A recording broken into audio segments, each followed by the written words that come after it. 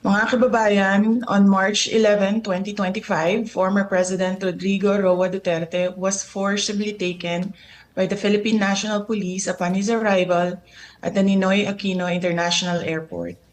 He was brought to Villamor Air Base, a military air base, detained for nearly 12 hours, and then flown out of the country on a private jet to The Hague, all allegedly because of a warrant issued by the International Criminal Court.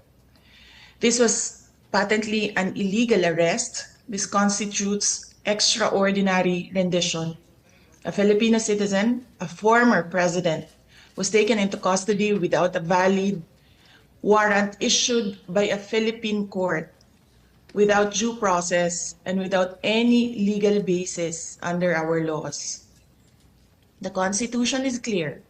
Section 2, Article 3 of our Constitution explicitly states, the right of the people to be secure in their persons, houses, papers, and effects against unreasonable searches and seizures of whatever nature or for any purpose shall be inviolable, and no search warrant or warrant of arrest shall issue except upon probable cause to be determined personally by the judge after examination under oath or affirmation of the complainant and the witnesses he may produce, and particularly describing the place to be searched and the persons or things to be seized.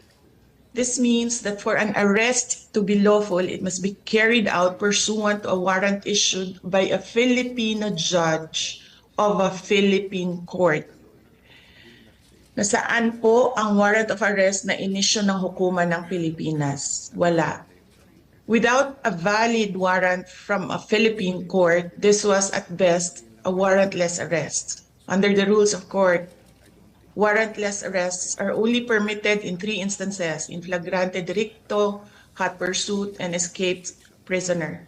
None of these circumstances applied to the case of the former president. So, what was the legal basis of his arrest?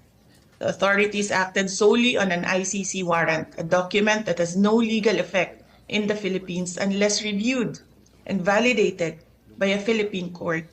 In fact, even assuming without conceding that the government itself wished to recognize and enforce the ICC's warrant, it still violated the Rome Statute itself. Even by ICC standards, the former president should have been brought before a Philippine judge to determine the validity of his arrest before it was handed over to a foreign court. Under Article 59 of the Rome Statute, a state party which has received a request for arrest